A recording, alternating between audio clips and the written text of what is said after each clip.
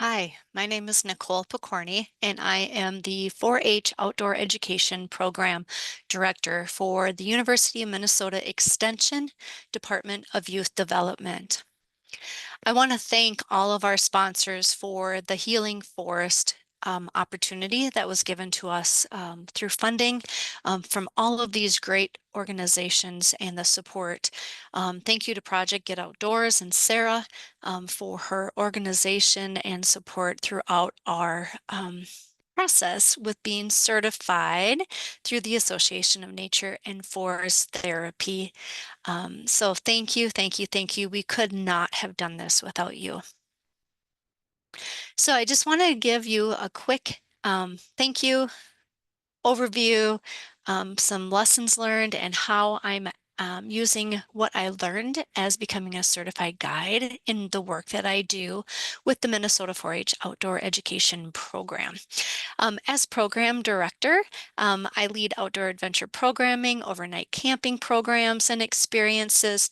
We have a very large shooting sports and wildlife program, and my mission, along with the foundation of all of our programs, is to get all youth outdoors, breaking down the barriers, and seeking justice for all youth to get outdoors, to receive those health benefits, connection with nature, and being able to understand a little bit of conservation and how to give back to our nature and our outdoor spaces. So some of the expectations that I had when I signed up to be part of the certification is to gain skills to effectively lead young people in forest bathing, and use these skills to create environments for deeper connection to nature for young people, new audiences. I also expected that I could incorporate throughout all the work that I do with youth outdoors, and be able to be creative with using the skills in different situations, different environments. This picture is one of the first groups of young people that I led. It was during the course, and so this was like a trial and error. We came back to our cohort and we debriefed, learned what our lessons were learned, our successes. And this is a group of 6th through 10th graders.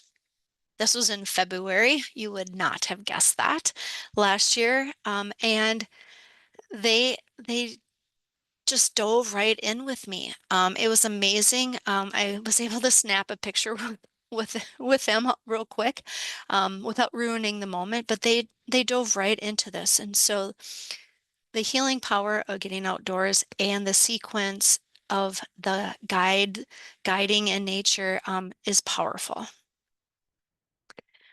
So my experience, I I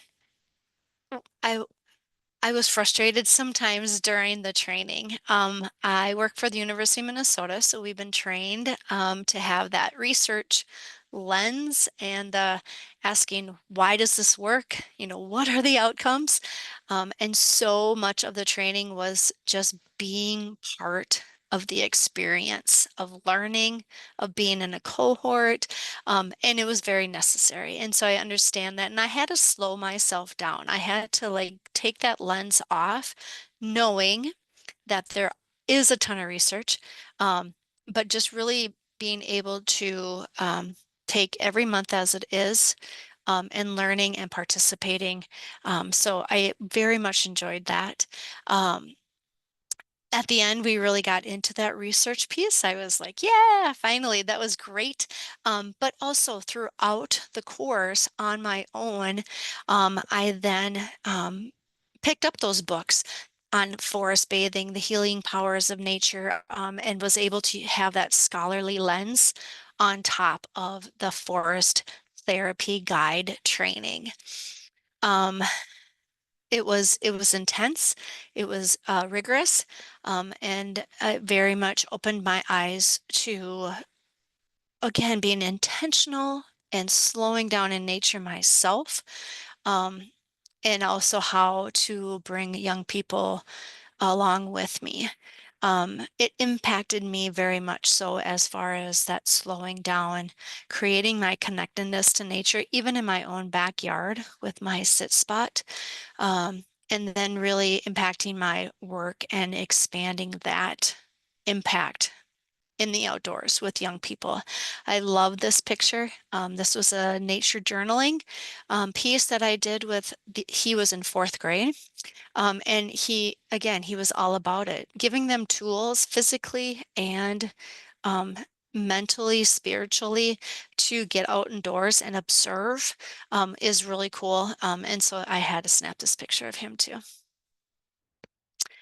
How have I put this into my own practice? As I mentioned, I work with Minnesota 4-H in the outdoor.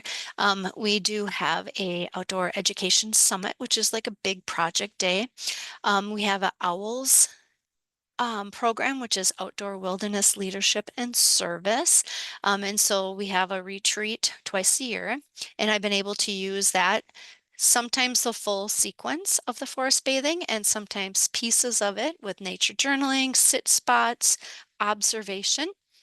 Um, the Alternative Learning Center in Rochester invited me in last spring and again this fall. That group was challenging. These are to historically new to the outdoors, young people. And it was challenging in the fact that just being able to sometimes sit, observation skills. Was excuse me, I was a guest speaker. So again, I was unknown to them. From the spring into the fall, I learned a lot, and I moved my practice into almost like a scavenger hunt so that they again had a tangible piece of paper, clipboard, marker in their hands and walked them through part of that sequence. And then I also have been so far able to use it on a canoe trip.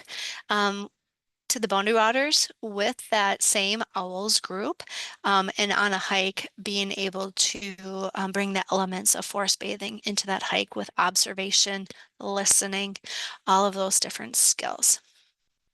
So, being able to really expand what I already do with young people in the outdoors, and again, as my expectation was to creatively incorporate this into my practice, I have been able to do that, and that's kind of the awesomeness of this is there are pieces and there is a sequence, but there are ways to be able to use that on their own.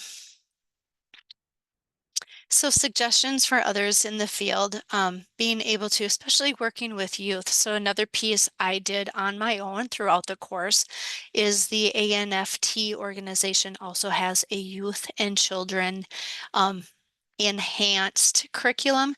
And so I took that course on the side to really hone my skills with getting kids outdoors and forest bathing. So really being able to make this practice your own, either through your own practices personally and spiritually, but also being able to bring on some of that research if that's a lens that you enjoy, or your youth and children. If you want to work with uh, disabled vets or elderly or different populations of people, of being able to really, there's so many resources and tools out there to really make that practice your own. Um, Somebody who is interested in this training, to please know that it is rigorous. I was at the beginning of the training, kind of more IT support for this cohort. And I was like, oh, this looks, this would be easy. This will be easy, But then somebody had dropped out, and Sarah extended the invitation to me to be part of the cohort for real. And it's intense. And so being able to block out intentional work time for the work, but then intentional time for you to get outdoors and put that into your own practice. It wasn't just a willy-nilly check off. I did this, I did this, I did this, but to truly experience this practice and certification, you really had to immerse yourself into what you were learning. My employer, the University of Minnesota Extension, was all in on this. And so they really, except for the funding, because it is expensive, and you all know that. So the support I got was time. This was part of my work to receive the certification. So not only the immersion last April, but the work time, the pieces that our cohort met at night. Um, almost every week. That was all part of my position and my job. So that support was really, really important. So recommendations again is, although it is a quite spendy certification, if you can receive funding somehow, but being able to have your employers know how much time it's going to take, um, and the importance of that, but also not only what we're showing here, our application, but how showing your employer how this can be applied to your work with young people or your population that you work with. So with that, I thank you so much again for the funding, the support. I'm looking forward to more collaboration with all of the organizations here in the Southeast Minnesota area. And please reach out to us if you are looking for someone to guide your young people or other populations. Thank you.